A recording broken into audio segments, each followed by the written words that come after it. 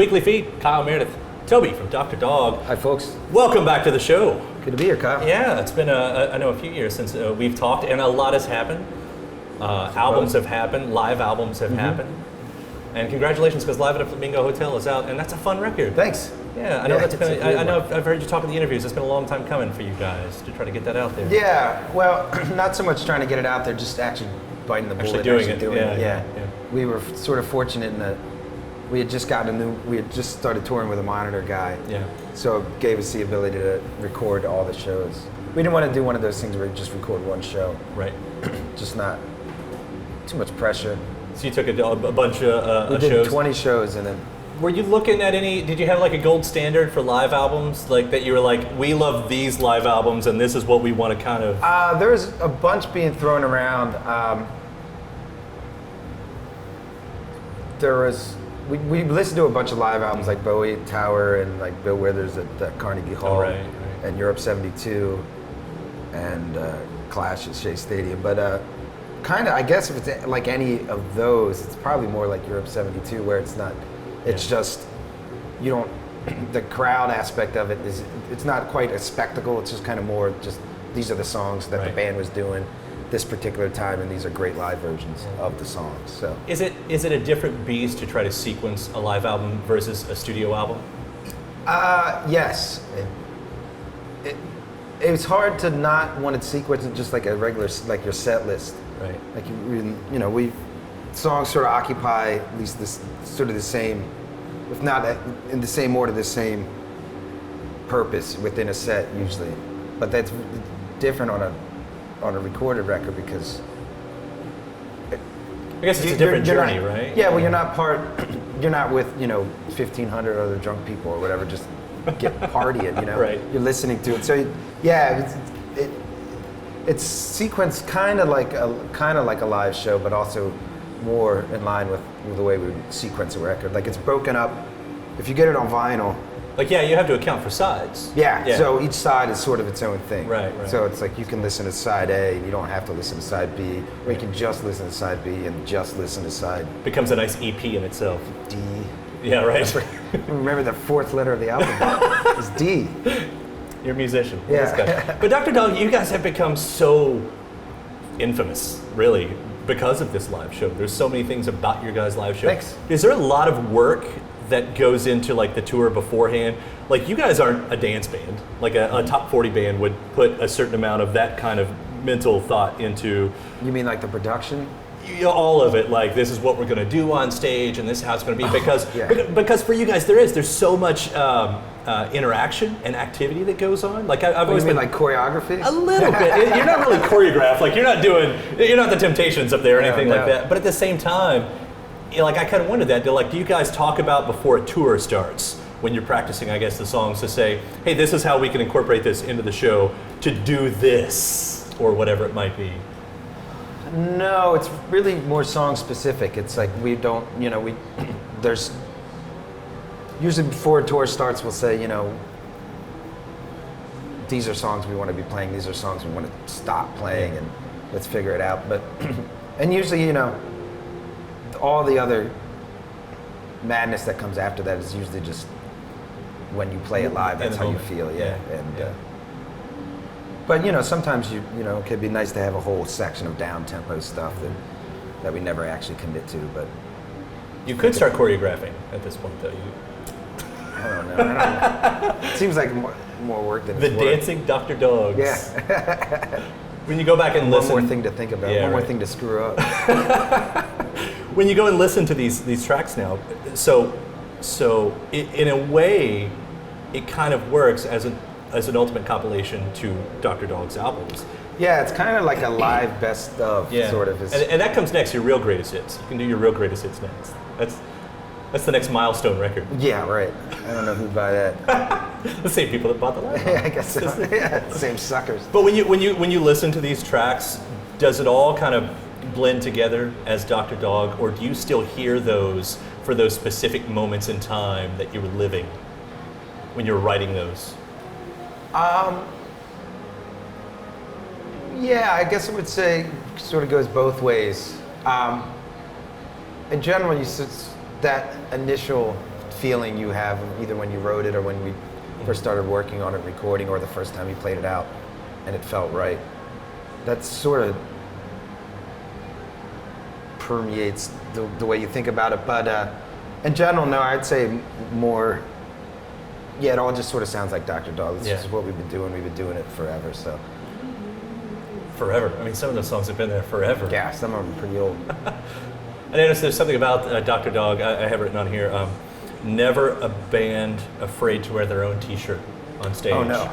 No. Because there is a rule that the audience can't do that.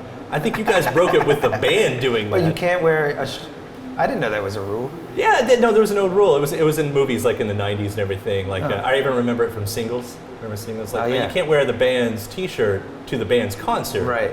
I never got the band's t-shirt until you went to the concert. Well, yeah, you'd buy it there, but you can't, like, I have a Dr. Dog shirt, but I can't wear it to you guys' show tonight. But I can wear it to you guys because if you're wearing it on stage. You can buy one there.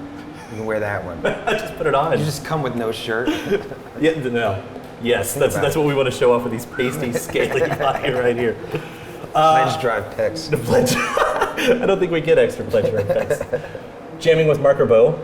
Fantastic. How was that? That was that's a dream come true. He's my favorite. It's been one of my favorites. He's insane. He's the best. Yeah. He's the best living guitar player.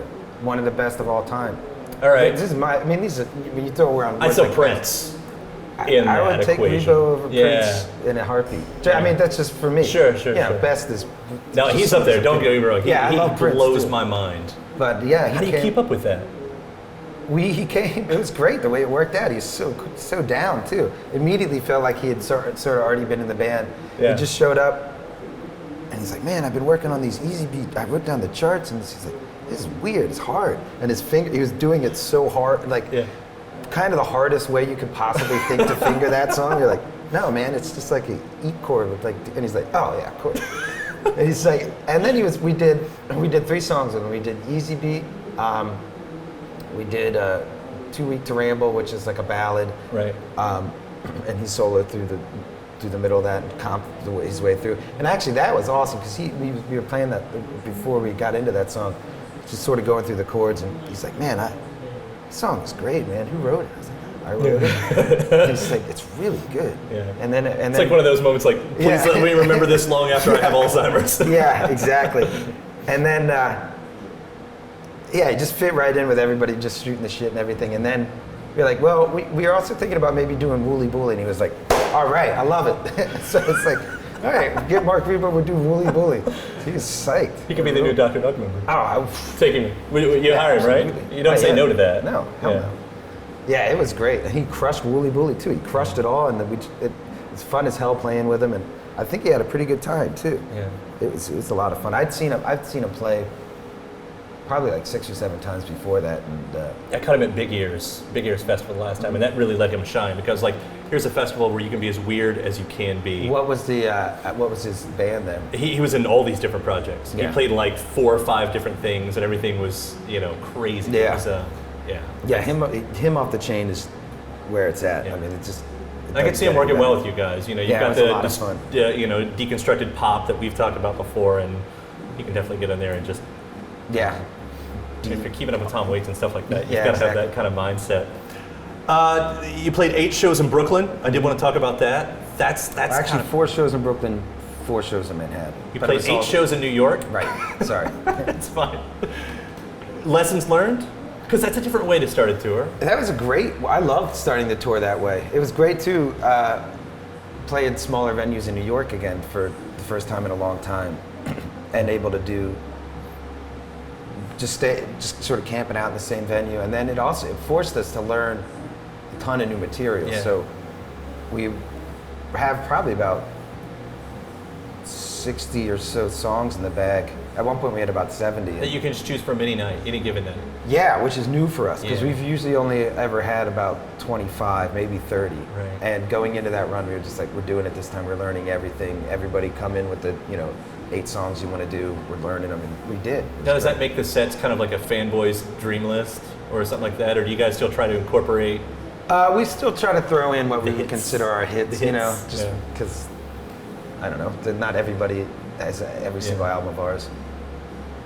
But yeah, that was a lot. That was a lot of fun learning that stuff, and then having it in the bag and just being like, yeah, we'll just do this one tonight. Now, you putting any new songs in? Because I've also read that you've got 2 records. Yeah. Done. No, not done. We're on the way to being done. Yeah, we have one that's pretty much done. If we had about another 2 weeks, we would finish it, but it's been put on the back burner. We have this theater project we're doing in Philly with this awesome theater group called Pig Iron, and we're doing that in the September, and that's based on an old album of ours that was always meant to be redone. Yeah. It's the first, probably did in like 99 or 2000, and it was called The Psychedelic Swamp, and it was always meant to have a companion piece that was, I'm not going to get into the whole thing. It's a concept album. Yeah, sure, yeah. A bunch of weird crap, but the idea was there's always going to be another Psychedelic Swamp album. Yeah. And now because of this theater thing coming up, you're like, well, there's never going to be a better time to do it because it's based on this. The theater production is based on the original Psychedelic Swamp album. A lot of bands have a problem with going back to their old stuff. Like they could see it as, supplement. Well, this is stuff we never played live or anything. I mean, this was just an album that we did when we were 19 or whatever. Right. It's a total mess. So it's actually kind of fun going back and thinking about how dumb we were.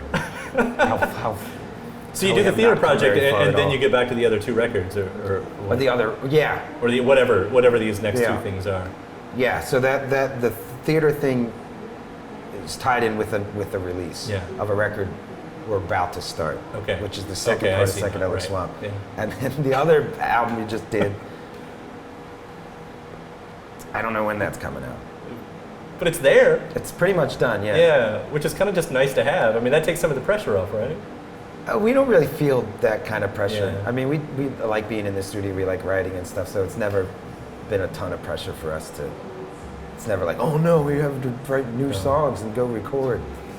It's so psyched about I guess when you have multiple songwriters in the band. Yeah, it's a lot easier. Somebody's going to carry the weight if I'm being a exactly. slug. Well, I can't wait to hear all of that stuff and all the stuff that comes next. And when the Greatest Hits record finally does arrive, I'll be first in line to grab that. All right. All right. Toby, yeah, great Kyle, catching up with you, man. Good to see you. All right. It's the Weekly Feed.